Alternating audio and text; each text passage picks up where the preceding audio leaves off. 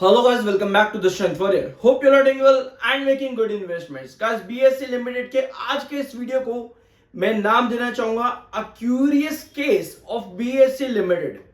Reason क्या है? आपको पता है कि BSE लिमिटेड एक रेंज पर काम कर रहा है। जैसे यहां पर आओ, ये है आपका चार्ट। हमें मालूम है रेंज क्या है, 2340 2470। ठीक है, यही डिस्कस कर रहे हैं पिछले 15 से 20 वीडियो से।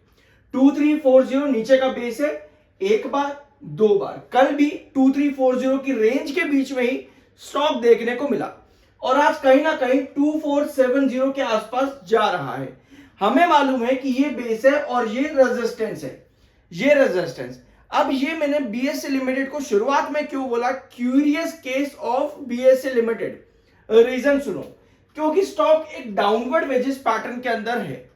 आपको पता है डाउनवर्ड वेजेस पैटर्न अभी जो हमारा बन रहा है वो सिर्फ और सिर्फ गिरते रेजिस्टेंस की वजह से है।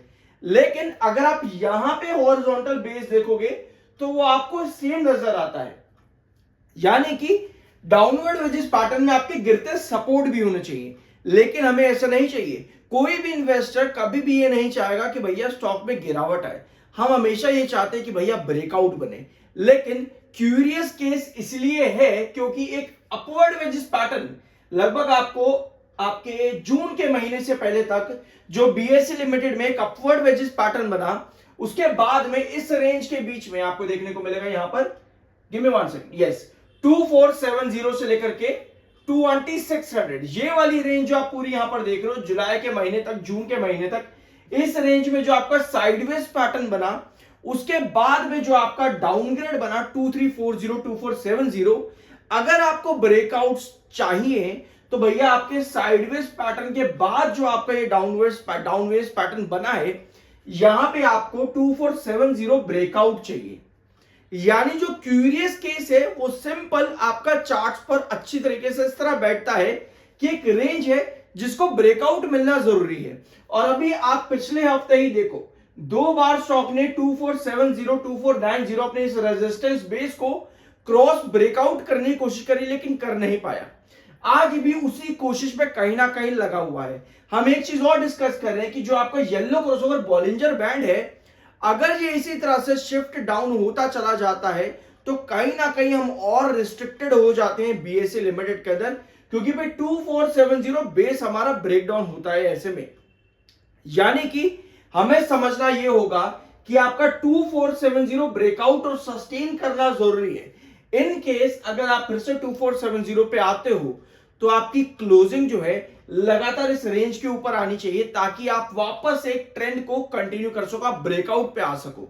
लेकिन अगर ये कहानी कंटिन्यू नहीं होती तो आपका एक और पैटर्न काम करता है, इसको कहते हैं हम डिसेंडिंग ट्रायंगुलर पैटर्न।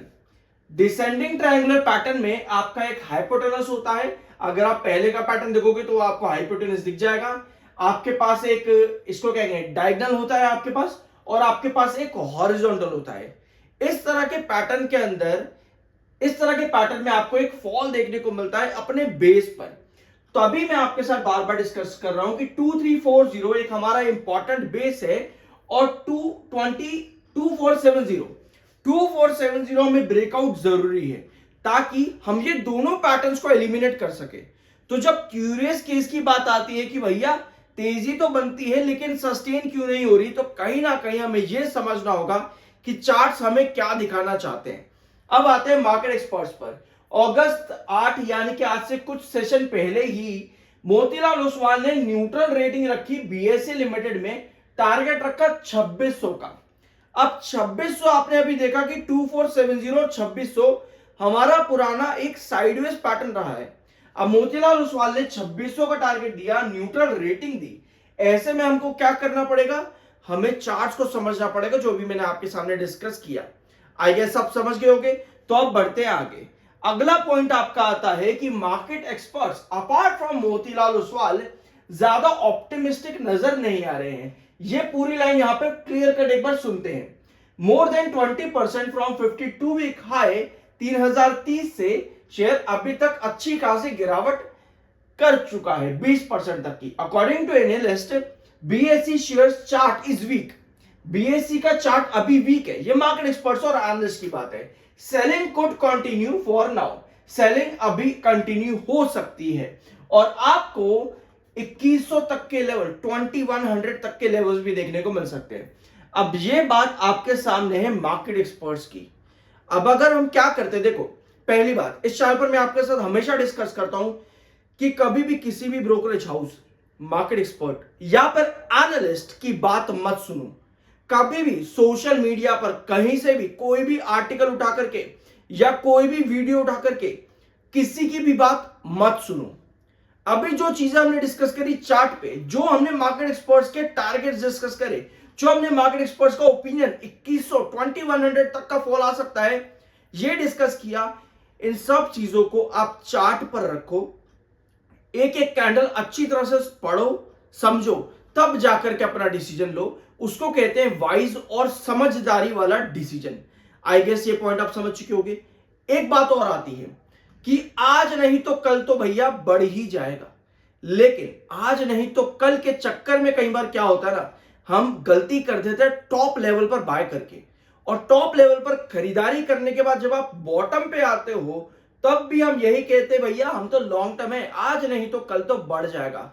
यही बात आज नहीं कल तो भैया अगर हम बॉटम पे ये बात समझ जाते तो हम टॉप पे खरीद करके यहां तो नहीं बैठे होते। तो बेटर ये है कि हमारे जो डिसीजंस हैं वो बहुत वाइज हो और समझदारी भरी हो। इसी वजह से एनालिसिस जरूरी होता है। आई गेस ये पॉइंट आप समझ चुके होंगे। 14 अगस्त यानी कल के दिन एमके कॉन्फ्रेंस के साथ में कंपनी की इन्वेस्टर मीटिंग है इन मुंबई। तो भैया ये डेट कल के लिए इंपॉर्टेंट हो जाती है आप लोगों के लिए।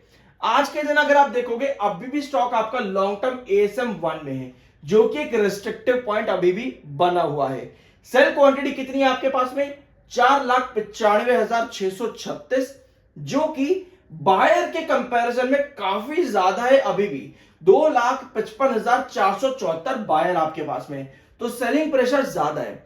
फिर मैं आपको बताऊं, वीडियो को आखिर खत्म होने वाली वीडियो यहां पर आज के दिन की, जाने से पहले मैं आपके साथ फिर एक पॉइंट ये बताना चाहूंगा कि 2470 ये एक बहुत इंपॉर्टेंट रेजिस्टेंस बन चुका है स्टॉक में। जब तक ये ब्रेकआउट और सस्टेन नहीं होता, चीजें थोड़ी सी इश्यूज में अभी भी है, जैसा हमने चार्ट में डिस्कस करा, तो जाकर के जरूर चेकआउट करना।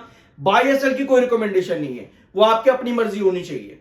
हमेशा रिसर्च अपना करो, ध्यान इस बात का रखना ताकि आपका दिमाग अच्छी तरीके से चले। एमएफआई 35.1 का है, 40.7 का RSI है। न्यूट्रल टेक्निकल्स अभी भी स्टॉक के अंदर बने हुए जो कि स्ट्रेंथ देते हैं, और कहीं ना कहीं ये स्ट्रेंथ बन भी रही है 2340 2470 के बीच में। बाकी आपका क्या ओपिनियन है कमेंट बॉक्स में आप शेयर कर सकते हो। बाय या सेल की कोई रिकमेंडेशन नहीं है। आई होप कि ये वीडियो आपको पसंद आया होगा। मिलता है अगले वीडियो में।